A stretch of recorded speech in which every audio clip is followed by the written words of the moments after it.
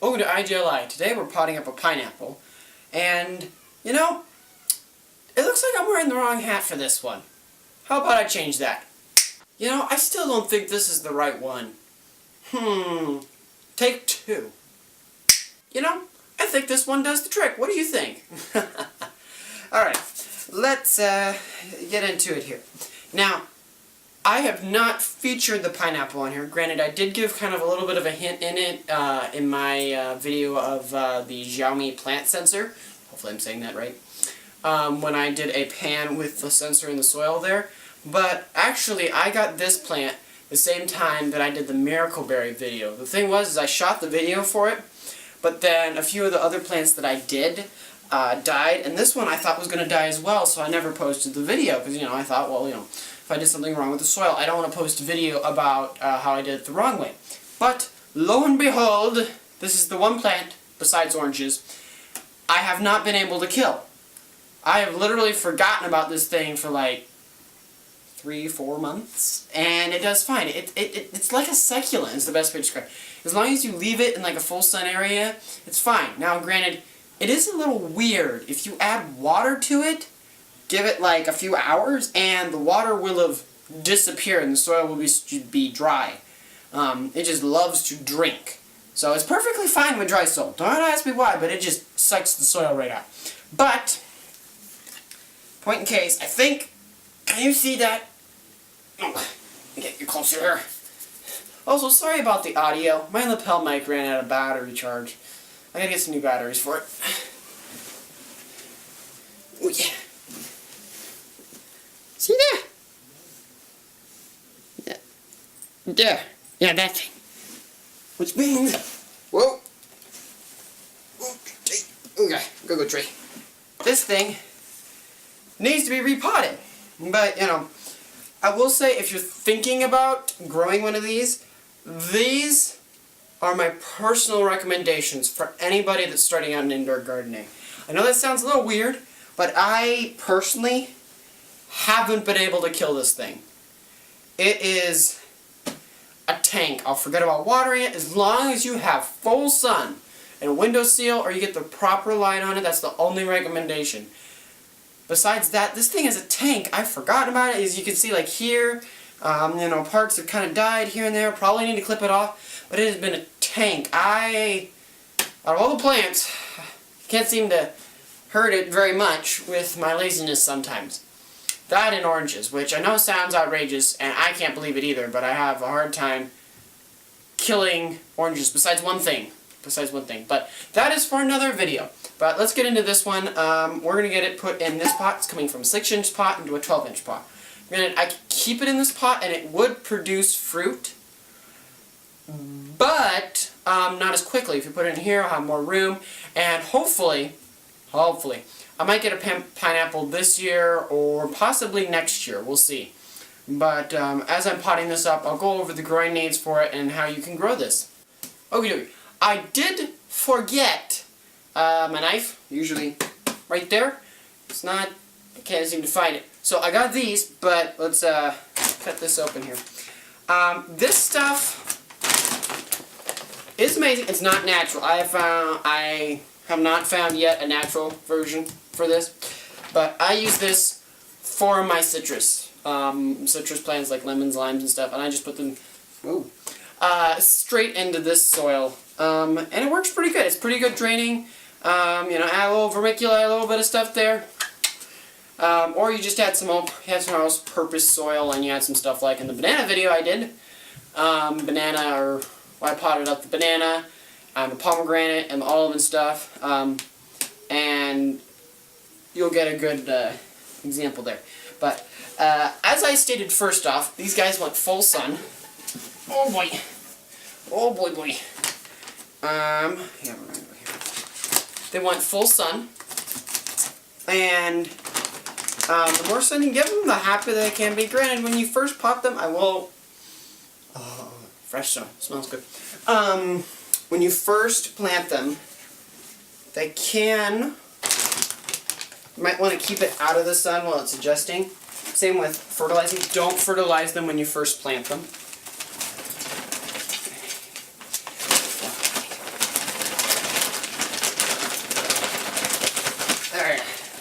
As I said, don't fertilize them when you first plant them. Let them get settled a little. To be honest, I've only fertilized him once in the whole time I've had him, and this is what I've gotten. You could probably fertilize them more, but I would recommend doing it every 2 months, maybe in the summer every month. During the winter, about every 2 months. That would be what I would say to do. As for watering, it depends. If your soil that you're putting in, you're seeing that the soil, when you go to check it, it's, you know, moist. The biggest thing is get a plant checker or a water moisture checker. Let me grab mine. I love these things. These are a lifesaver. I love it. Love it a lot. You put it in there. Moisture level. Tells you right where the moisture's at in the soil. And it takes a lot of guesswork out. I personally, before I'm watering a plant, I've killed so many plants from overwatering. Best thing is stick that sensor in there. Sensor says it's, you know, moist or in between. You know, use your best judgment there. Don't touch it. Don't add any more water if that sensor tells me. Even if the top layer feels dry, you know. But best thing to do is like check with that. If you don't have that, I'd recommend feel the weight if it feels really light. Granted, this is a clay pot. You have to account for the clay pot. If it feels light, then probably give it a little bit of water. But the worst thing you can do is overwater. But I would water it maybe every 3 weeks. Now, when it's getting established, if you're noticing the water is really going out of it, then keep it watered, you know. But besides that, you know, I think that'd be fine. Oh, so itchy back there. Is that Mr. Plant? You think he's bothering me, this guy? Yeah. So, yeah, that's on the water side. Then you got the soil. Soil, kind of a sandy, loomy soil. I don't think it has to be sandy to work. But a little sand won't hurt. I've noticed when you do put sand in soil, you'd think it'd be more draining, but when you do, it sometimes will actually make it less draining. Kind of odd. The best thing I found for drainage so far has been peat moss and a little bit of perlite mixed in with an all-purpose. That is an amazing draining soil. I use that for my banana and it just loves it. It doesn't have any problem, drains right out, gets the moisture it needs, and it doesn't get overwatered. Sad thing is they tell you to get well-draining soil, but then when you go to the store, you can't find anything that says well-draining. And you kind of have to use your best judgment there. Lighting. Full sun, I would recommend, or if you're having to put a light on, I would recommend you check out my lighting video for that one as a reference. But as for that, I would say put a...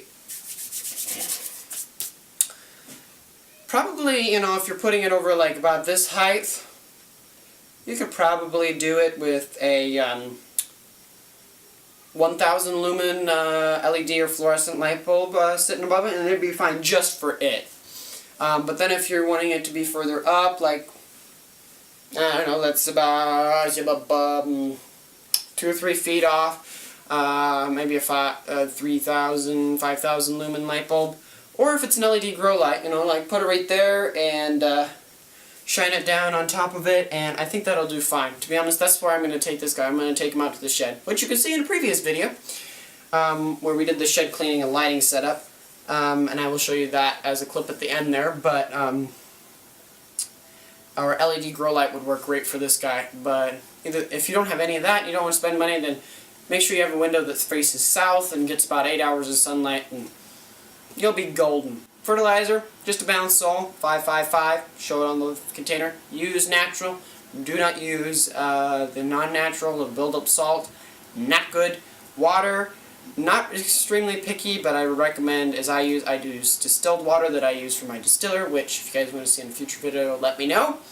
And I use that for all my plants and usually don't have any problem. If you don't have his distiller, get one of those ones you sit in the refrigerator and pour with water, and that'll do, unless you want to give your plants a little mineral. And then you can just use tap, but unless you have chlorine. If you have chlorine, don't do that. And there you have it, ladies and gentlemen. A pineapple, as far as I can tell, is successfully repotted. If you have any questions about how to grow a pineapple indoors, please comment down below and let me know. And I'll try to help you with any questions that you'll have, you know. I started him out in a 6-inch container. Cool thing about pineapples is you can get the tops of a pineapple at a grocery store, strip it down a bit and put it in some water and root it and grow your own that way. And it will produce fruit that you can eat that's just like the ones in the store. And for me, I cheated. I didn't really want to wait. And so I went and I got a starter plug, which this was about like $6 to get. A little starter plug. And I grew that, and I've been happy with it from day one. Worried about it like most of my plants, but it grew well. Hope you enjoy the video, and hope you like below to let me know that you like content like this, and subscribe so you know, keep up to date with our stuff, and hit the bell icon so you get notified on all of our videos that are my videos. Currently, there's nobody else doing this on the channel. When we send out a new video, and talk to you next time, and I think Merry Christmas.